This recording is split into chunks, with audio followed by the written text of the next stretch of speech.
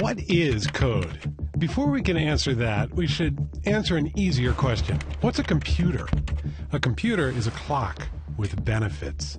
They all work the same, doing second-grade math one step at a time. Tick, take a signal and put it in box 1. Tick, take another signal, put it in box 2. Tick, combine the signals in box 1 and maybe add them together or subtract. You, using a pen and paper, can do anything a computer could do. You just can't do those things billions of times per second. That speed makes it possible to pull multiple sleights of hand all at once. Card tricks on top of card tricks. Code is a means of harnessing the computer's power, setting up all those card tricks. It all starts with words and characters entered into a computer by a human using a keyboard. They're writing in a programming language.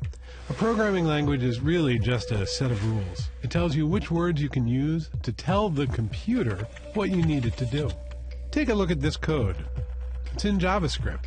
It's a very common language that turns the web page from a document that looks like nonsense into software. Many web pages, Amazon for instance, are packed with software code like this. There's code all through here, code that makes the page into something dynamic. Now, JavaScript is just one of thousands of languages that ultimately all do the same thing. They make the computer go. So why does it matter which you choose? For the same reason that you don't take a bicycle to buy a fridge or get a physical from a neurosurgeon. Some languages just match up better with certain problems. C++ is something you might use if you were building a game for the PlayStation or Xbox. PHP is code for creating millions of web pages. They use it at Etsy and Facebook. Python's a great general-purpose language. It's used by Instagram and a lot of scientists. So, we know a computer is a clock with benefits, and we know you can use a programming language to make software. But how's that actually happen? Well, the computer takes the programming code and reads through it, character by character, tosses out all the spaces, tabs, comments, and other stuff. It leaves behind what a computer scientist might call tokens.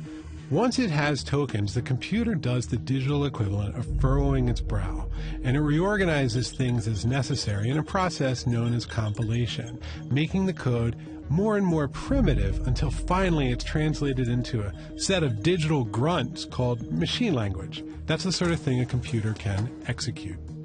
And those grunts have become just part of the furniture of your life. It's software that switches channels on your TV, how you can get money out of an ATM. It's how an elevator takes you up 5 flights of stairs. You write code, and the computer turns it into software, and that can run as many times as you need. Omnipresent, familiar, invisible, that is the story of code.